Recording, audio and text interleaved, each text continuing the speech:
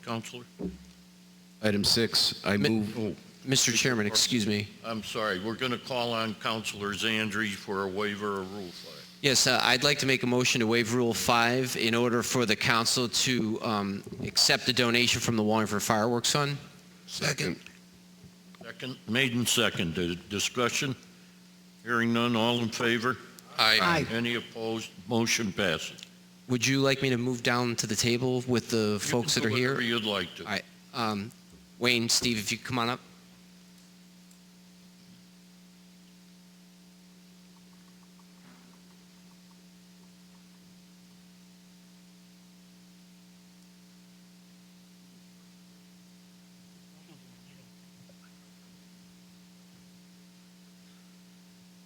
Just in case there was any questions, I wanted to make sure that we had the body of the main folks to help Introduce us the out. people, please.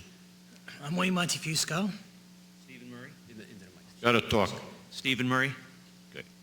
So this evening we're before you because we've had a successful collection run with the fundraising efforts for the Wallingford Fireworks Fund. As you know, each year since 2010, the fireworks have not been included in the budget, and the Wallingford Fireworks Fund was created back in 2010 to try to restore the event each year. Each year we've had success. It arrives differently each and every year, and this year was no different. Basically at the 11th hour, we got a large donation from campus at Green Hill from Gale Development, which stabilized our collections, which had been falling behind.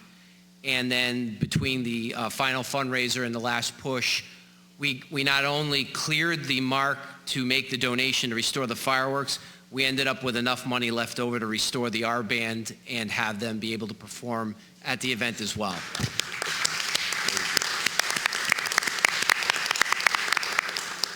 So I offer it to the council if they have any questions of myself or us up here. Counselor Letourneau. Good job. No questions, but thank you so much. Job well done. Thank you. Mr. Chairman, Jason, how much what's the value of the checks that these gentlemen have donated? So campus at Green Hill donated $15,000. Wow. Probably the next largest thing to mention would probably be the effort at Dunkin' Donuts, and that would be all the individuals in town. That effort over 8 weeks, which was mainly, my father spent more time collecting than I did, generated about the next $5,000. So over an 8-week period, we generated about $5,000 through that effort.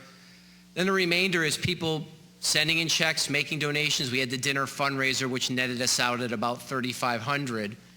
And again, just to wrap up, at the end, when we were really close, we were pushing, and we started making phone calls, and we got a few more business responses. And then when we got the final numbers from the mayor, I had called him just to verify that I had the right number for the fireworks itself and the overtime and the city services. And then I realized we were actually very close to getting to the point where we might be able to restore the R Band. I just kept pushing.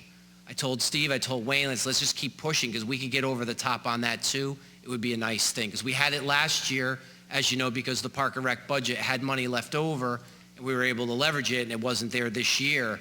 And I felt if we could do it, let's try, and we were successful. Well, I think we need to commend you too for a successful fundraiser. You pulled a rabbit out of a hat this year because of the economy. So kudos to you. I think we owe you a debt of gratitude. Good job. Good job. Thank you. I do appreciate that, but I really would like to defer that onto the people of Wallingford, because without them, and without any one component, if any one component was missing, we wouldn't have this. The businesses that took ads out in the program book, the people that threw spare change into the buckets, people that sent in checks, people that said, I'm going to go to the dinner, I can't make the dinner, and they sent a check anyway. Any one of those components failed, we wouldn't have had this. And so really, it's a collective effort, the will of this town to save this thing. And they just will see this every single year until it doesn't happen, which I hope we don't have a situation like that. But they seemed about as determined as I am. And so with that, we're going to keep doing it. Good. You going to give us the check? Or? Yeah, so I have two checks. I have two checks to present to the mayor. I have the one check for $23,456. That's for the fireworks proper, the overtime, and then I have the additional $3,300 for the sound system and the R band. Good. Very good. Thank you. Thank you Still for here? your generosity, gentlemen. Mr. Chairman. Yes. Just while we're on the topic, if I may, I urge that the mayor put the fireworks in the budget for the following year so that we don't have to go through this every year like this. We're not a community that needs to do this. We are a community that can afford, and we are a community that can afford to have our fireworks and a bigger parade. The community has spoken in these areas. Thank you. Okay. I just want to, congratulations, Jason, and the whole committee. This event is unique. I can't think of any other town that has an event like this. And while I don't think it will ever become part of our budget, the point is that we can do it.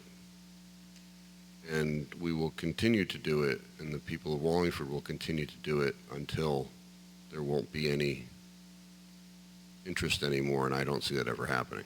So, thank you. Thanks, Well done. guys.